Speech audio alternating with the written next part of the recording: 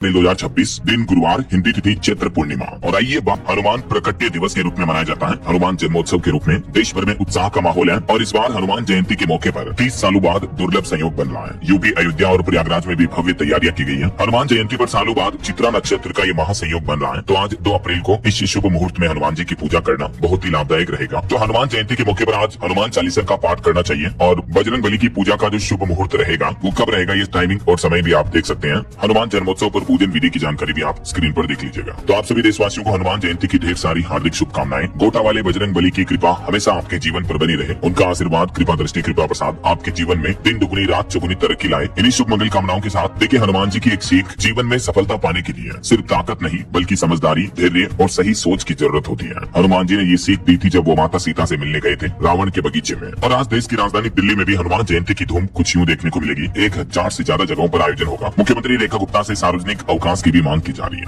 वैसे कई लोगों के मन में इस बात को लेकर, छुट्टी को लेकर भी कंफ्यूजन है कि क्या हनुमान जयंती के मौके पर आज बैंक, शेयर बाजार वगैरह खुले रहेंगे या बंद रहेंगे। तो आपको बता दूं, इस अवसर की कोई सरकारी छुट्टी नहीं होती है। तो आज बैंक भी चालू रहेंगे और स्टॉक मार्केट भी ओपन रहेगा। ओके, और चलिए आगे बढ़ते हैं अपन खबरों में। सबसे पहले आज के कुछ बड़े इवेंट देखिए। आज के दिन को दोस्तों 2 अप्रैल को विश्व ऑटिज्म जागरूकता दिवस के रूप में भी मनाया जाता है। और वहीं खबर है, उड़ीसा राज्य में आज 2 अप्रैल से वाहनों के पीयूसी सर्टिफिकेट की जांच में सख्ती बढ़ती जाएगी। बिना वैध पीयूसी वाले वाहनों पर कड़ी कार्रवाई भी होगी। वायु प्रदूषण को नियंत्रित करने के लिए उड़ीसा सरकार की तरफ से यह नया निर्देश जारी किया है। और वहीं मौसम विभाग ने भी चेतावनी दी है। आज 2 अप्रैल से कई राज्यों में आंधी बारिश की चेतावनी है। बारिश का दौर फिर से शुरू होगा। राजधानी दिल्ली से लेकर यूपी बिहार तक तूफान की भी चेतावनी है। आज 11 राज्यों में बारिश का अलर्ट है। किन किन राज्यों में मौसम विभाग की चेतावनी है आगे मैं आपको बताऊंगा, और भी पूरे मौसम समाचार विस्तार से। फिलहाल आगे बढ़ते खबरों में सबसे पहले देख लेते हैं ईरान, इजराइल, अमेरिका जंग से जुड़े कुछ बड़े अपडेट। देखिए, इस जंग को 1 महीने से भी ज्यादा समय हो चुका है और इस बीच अब ट्रंप का कहना है कि अमेरिका नाटो देशों से भी अलग हो सकता है, क्योंकि डोनाल्ड ट्रंप बोले कि जब हमें जरूरत थी तब उस वक्त नाटो देशों ने हमारी मदद नहीं की है। ये सिर्फ कागजी शेर है और पुतिन भी यही मानते हैं। यही वजह कि डोनाल्ड ट्रंप का कहना है कि वे नाटो से बाहर निकलने पर गंभीरता से विचार कर रहे हैं। और इस बीच देखिए, ईरान की चेतावनी के मुताबिक ईरान ने बहरीन में अमेजोन कंपनी के ऑफिस पर भी हमला किया। माइक्रोसॉफ्ट, एप्पल और गूगल जैसी टेक कंपनियां भी अब ईरान के निशाने पर है। डोनाल्ड ट्रंप ने कहा कि ईरान से अब डील करने की कोई जरूरत नहीं है। अब तक दोस्तों ईरान, अमेरिका, इजराइल जंग में 3200 से ज्यादा लोगों की मौतें हो चुकी है। और वहीं देखिए बड़ी खबर, ईरान युद्ध के बीच हमारे देश में लॉकडाउन का भी एक फेक नोटिस वायरल हुआ। सोशल मीडिया पर शेयर इस पीडीएफ को खोलने पर अप्रैल फूल निकला। क्योंकि जैसा कि आपको पता होगा, 1 अप्रैल को हर साल दुनिया भर में अप्रैल फूल दिवस के रूप में मनाया जाता है। तो बीते दिन हमारे देश में भी है लॉकडाउन के नाम से अप्रैल फूल का नोटिस वायरल हुआ। और युद्ध के हालातों के बीच भी केंद्र सरकार का एक बार फिर से ये कहना है कि हमारे देश में ईंधन और एलपीजी का पर्याप्त भंडार है, कोई कमी नहीं है। केंद्र सरकार की तरफ से ये जानकारी दी गई। चलिए आगे बढ़ते खबरों में देखिए आप अगला अपडेट। अटारी और वाघा बॉर्डर पर रीट्रीट सेरेमनी का समय बदला गया। अब शाम 5:30 से 6 बजे तक होगी ये सेरेमनी। आज से ही नई टाइमिंग लागू हुई, मतलब अप्रैल से ही। और खबर है, भारतीय रिजर्व बैंक आरबीआई ने बड़ा कदम उठाया यूपीआई और डिजिटल पेमेंट्स के लिए। अब 2 फैक्टर ऑथेंटिकेशन अनिवार्य होगा। अप्रैल से ये नया नियम लागू हो चुका है। यानी अब गूगल पे, फोन पे वगैरह से डिजिटल पेमेंट करना और भी ज्यादा सेफ और सुरक्षित होगा, चाहे आप नेट बैंकिंग का इस्तेमाल करते हो या किसी भी ऑनलाइन डिजिटल पेमेंट तरीके का। देख सकते हैं आप डिटेल्स, क्या है ये नया नियम और इसका असर क्या होगा आम आदमी पर। वहीं खबर है, राजस्थान राज्य में मिड डे मील और कुक कम हेल्पर्स का मानदेय सरकार ने बढ़ाया। अब हर महीने मिलेंगे 2467 रुपए। प्रति महीना इतना मानदेय दिया जाएगा और ये बढ़ोतरी कल 1 अप्रैल 2026 से ही लागू हो चुकी है। पहले मानदेय 1697 रुपए था, इसको भजनलाल सरकार ने बढ़ा दिया। वही खबर है, बिहार में नया मुख्यमंत्री कौन बनेगा, 10 अप्रैल तक साफ होगी तस्वीर। सांसद मनोज तिवारी की तरफ से बड़े संकेत भी दिए गए। मीडिया रिपोर्ट्स के मुताबिक वर्तमान मुख्यमंत्री नीतीश कुमार के इस्तीफे के बाद बिहार में बीजेपी का नया सीएम बन सकता है ऐसा। चलिए अगली बड़ी खबर देखिए। उत्तर प्रदेश के मुख्यमंत्री योगी आदित्यनाथ ने यूपी में फार्मर रजिस्ट्री लागू करने के निर्देश दिए। सभी किसानों को योजनाओं का लाभ दिलाने पर भी जोर दिया।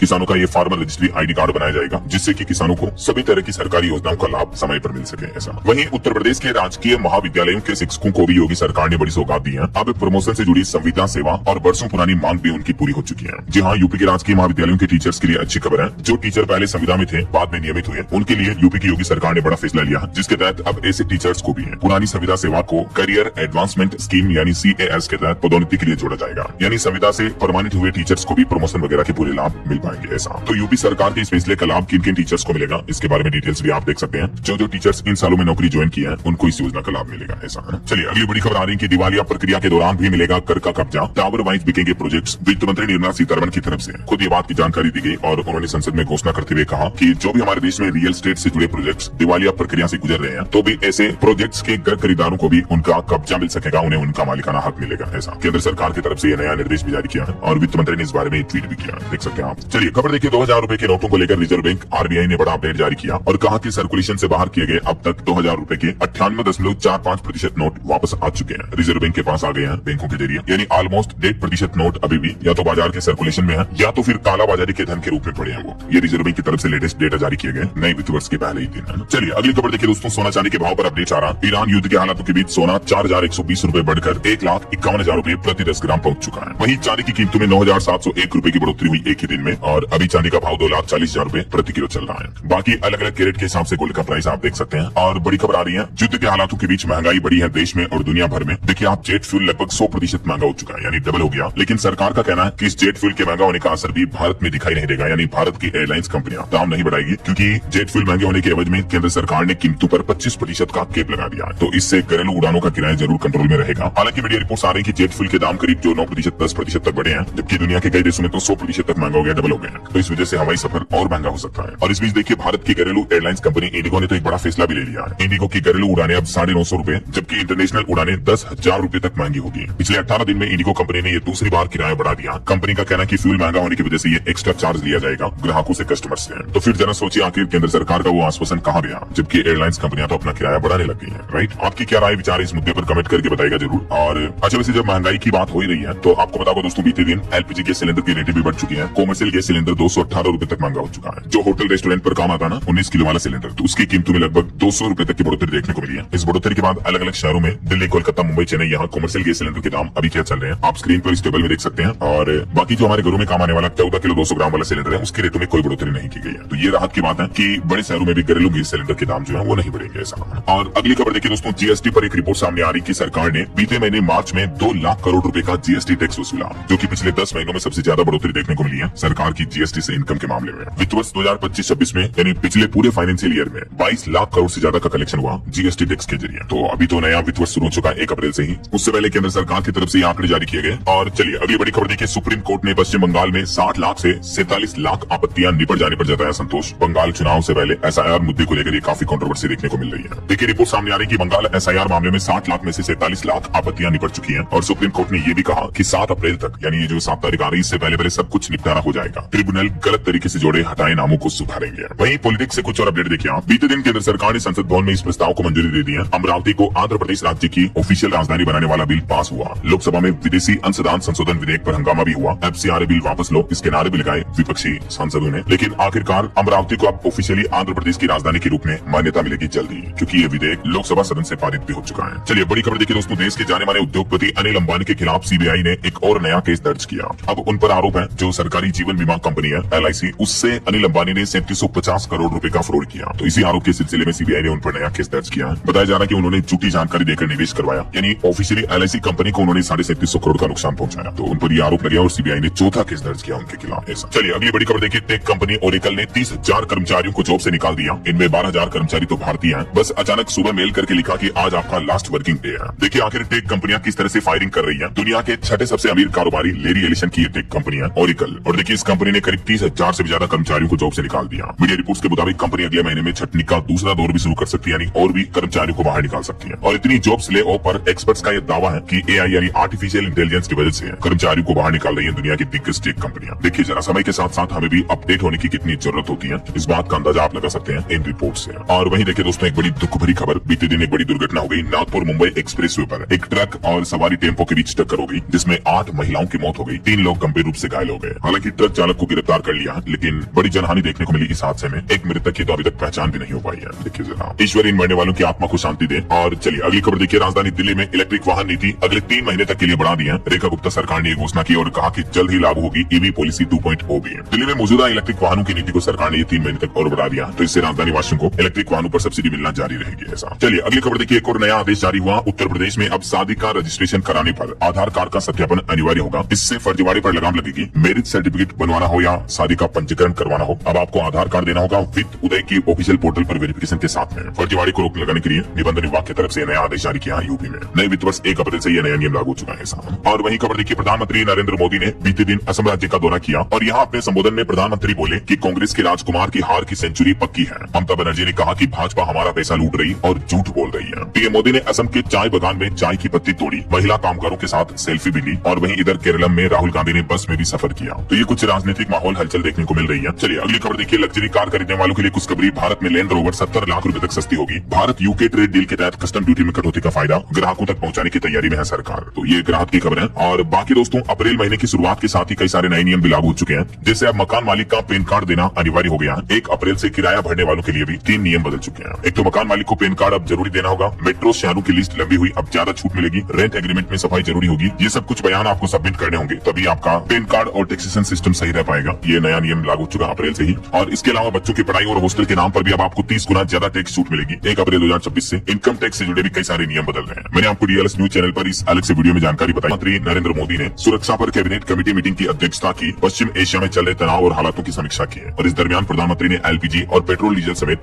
जरूरी सामानों पर भी चर्चा की है। अभी जो दुनिया भर में संकट का माहौल चल रहा है दोस्तों, इसके लिए केंद्र सरकार ने एक सीसीएस यानी कैबिनेट कमेटी ऑन सिक्योरिटी का गठन किया है। इसके सदस्य कौन कौन है और इस कमेटी का मुख्य काम क्या है, इस बारे में भी जानकारी आप देख सकते हैं। चलिए अगली खबर देखिए। जनगणना 2026-27 की शुरुआत हो चुकी है, इसी महीने अप्रैल से है। प्रधानमंत्री नरेंद्र मोदी ने भी खुद अपना ऑनलाइन फॉर्म भरा। कुल 33 सवाल पूछे जाएंगे आपसे। मोबाइल में एफएम का मतलब रेडियो है। लिव इन कपल शादीशुदा माना जाएगा। मैंने आपको कल ही ये लिस्ट बताई थी कि इन सभी 33 सवालों के जवाब आपको देने होंगे और पहले 15 दिन पोर्टल पर जानकारी आप खुद अपडेट कर सकेंगे। उसके बाद जो आपके घर पर जनगणना कर्मी आएंगे उनके द्वारा जानकारी फिल की जाएगी, अगर आप ऑनलाइन अपडेट नहीं करते हो तो। चलिए अगला अपडेट देखिए। भारत में बेरोजगारी पर एक रिपोर्ट सामने आ रही है। PLFS के सर्वे के मुताबिक दावा किया जा रहा है कि हमारे देश में बेरोजगारी घट रही है। अभी 61 करोड़ से ज्यादा लोगों के पास कुछ न कुछ काम है। महिलाओं का इंक्रीमेंट पुरुषों से भी ज्यादा बढ़ा है, लेकिन कुल वेतन 31% तक कम मिल रहा है। मतलब जॉब्स तो अच्छी खासी बढ़ रही है, देश में श्रम भागीदारी बढ़ी है, बेरोजगारी घटी है, यानी अर्थव्यवस्था क्राइसिस मोड में नहीं है। लेकिन अभी भी पुरुषों से उनका वेतन करीब 5900 या 31% तक कम है। 6000 रुपए कम तनख्वाह दी जा रही है हमारे देश में पुरुषों को ऑन एवरेज हर महीने। ये बड़ी चिंता की बात है। इस सर्वे के कुछ और डेटा भी आप देख सकते हैं।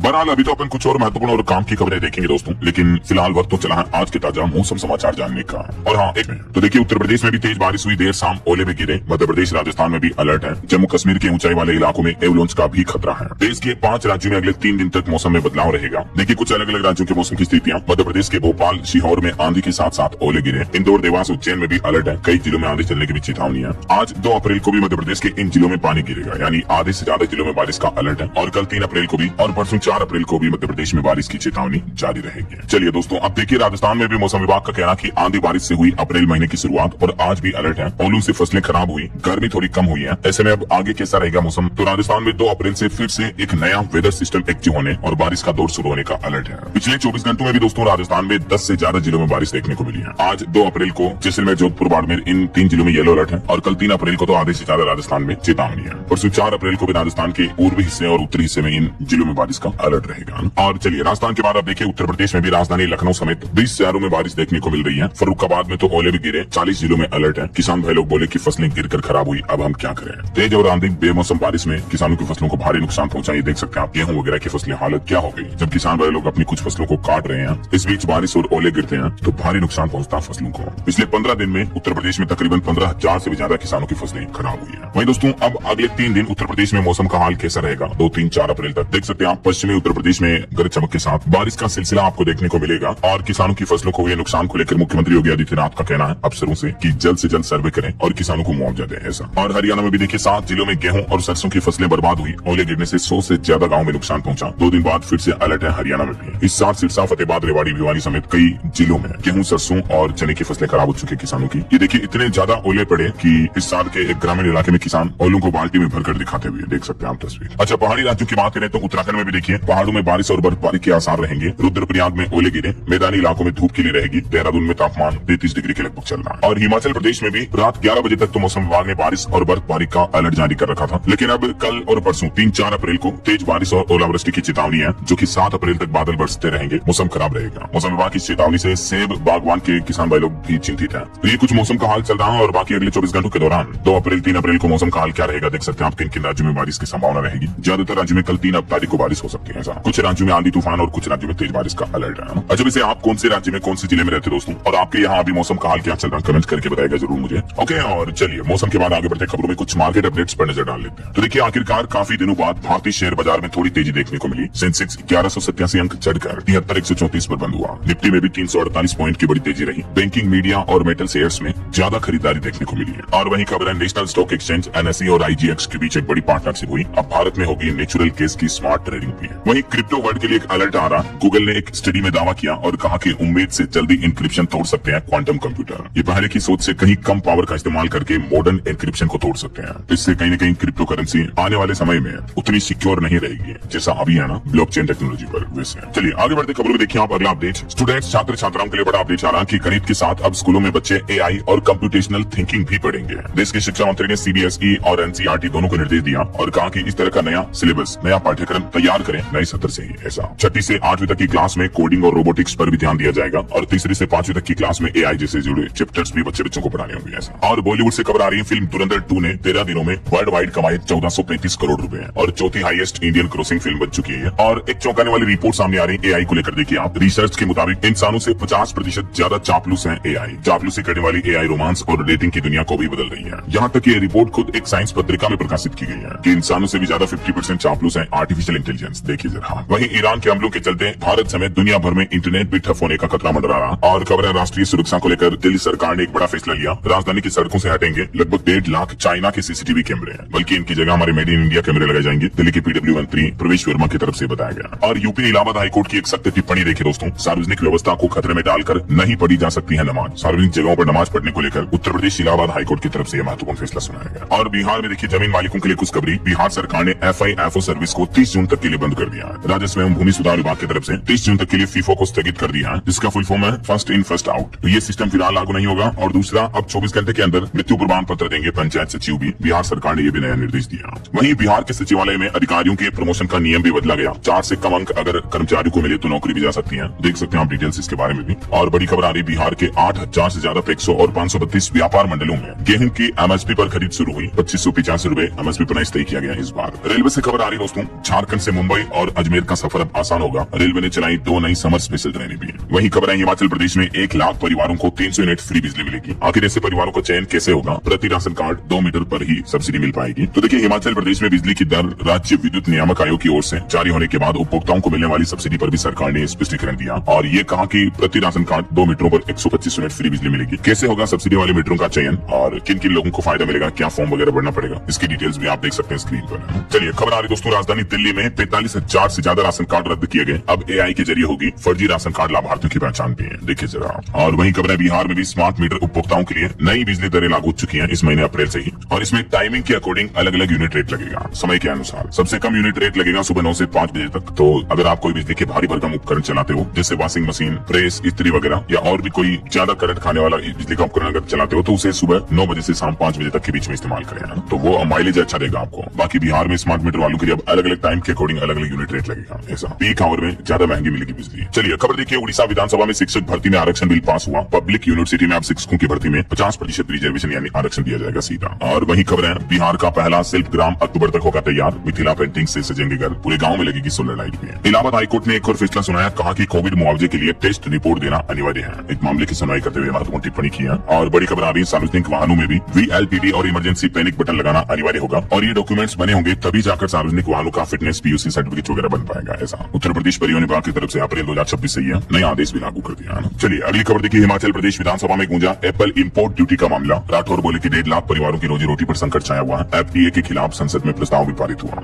FTA यानी फ्री ट्रेड एग्रीमेंट जो अमेरिका के साथ हाल ही में भारत ने किया था, तो इसको लेकर असम के सेब कारोबारी सेब व्यापारी खुश नहीं है। ऐसा चलिए अगली खबर देखिए दोस्तों, हरियाणा के छात्रों के लिए जरूरी अपडेट है। अब मान्य नहीं होंगे BC EWS के पुराने सर्टिफिकेट। नए प्रमाण पत्र बनवाना अनिवार्य होगा। 1 अप्रैल से नए प्रमाण पत्र जरूरी होंगे। ऐसा और वहीं राजधानी दिल्ली में भी कचरा अलग अलग करने के नए नियम अप्रैल से लागू हो चुके हैं। एक दिन छोड़कर अब कचरे का संग्रहण होगा। इन नियमों के बारे में कुछ डिटेल जानकारी आप देख सकते हैं। और छोटे कारोबारियों के लिए अच्छी खबर देखिए, सरकार ने हटाया 10 लाख का एक्सपोर्ट कैप। नए नियम भी अप्रैल से लागू है, मैंने आपको बताया था कल डिटेल। ईरान जंग क्राइसिस के बीच सरकार ने ये राहत दी है। वहीं खबर है दोस्तों, नासा का आर्टेमिस मिशन सेकंड आज 2 अप्रैल को लॉन्च हो चुका है। 50 साल बाद इंसान फिर से चांद की ओर बढ़ रहा है। अमेरिकी अंतरिक्ष एजेंसी नासा का ये नया मिशन 10 दिन तक चलेगा। इसमें 4 अंतरिक्ष यात्री चंद्रमा के काफी नजदीक कक्षा में जाएंगे। चलिए खबर है, पश्चिम एशिया में बड़ा तनाव। बहरीन में अमेजोन के डेटा सेंटर पर ईरान ने मिसाइल अटैक किया और इससे बैंकिंग सिस्टम भी ठप हुआ। वहीं अमेरिकी राष्ट्रपति डोनाल्ड ट्रंप के सीजफायर वाले दावे को ईरान ने नकारा। सैयद अब्बास आरागची बोले कि पूरा मुआवजा मिलने तक जारी रहेगी जंग। इधर रूस ने भी खारिज किया ईस्टर पर यूक्रेन का युद्ध विराम का प्रस्ताव। कहा कि यह केवल प्रचार की चाल है, रूस यूक्रेन जंग भी मतलब रुकने वाली नहीं है। चलिए खबर आ रही, महाराष्ट्र राज्य में लाड़की बहन योजना के 68 लाख खाते बंद किए गए। KYC नहीं होने के चलते महाराष्ट्र सरकार ने बड़ी कार्रवाई की है। और UPI ट्रांजैक्शन पर डेटा आना कि पिछले साल भर में UPI से 308 लाख करोड़ के ट्रांजैक्शन हुए हैं। बीते महीने मार्च में हर दिन औसतन 1 लाख करोड़ का लेन देन हुआ UPI के जरिए। और खबर है, राजकुमार राव ने शुरू की गांगुली बायोपिक फिल्म की शूटिंग। दादा द सौरव गांगुली स्टोरी इस फिल्म का टाइटल होगा। हिमाचल प्रदेश के बजट सत्र में नया आदेश जारी हुआ। अयोग्य घोषित विधायकों को अब नहीं मिलेगी पेंशन। सदन में संशोधन विधेयक भी पेश किया गया। वहीं देखिए बड़ी खबर, राजस्थान में RGHS भुगतान संकट और गहराया। अब 15 मई से प्रदेश भर में पूर्ण बहिष्कार की चेतावनी दी है। RGHS के बकाया भुगतान को लेकर प्राइवेट अस्पतालों में अब आक्रोश बढ़ता जा रहा है। 30 अप्रैल तक 50% भुगतान नहीं हुआ तो 15 मई से है। इस योजना का पूर्ण बहिष्कार करेंगे देश भर के सभी प्राइवेट सेक्टर के हॉस्पिटल्स भी।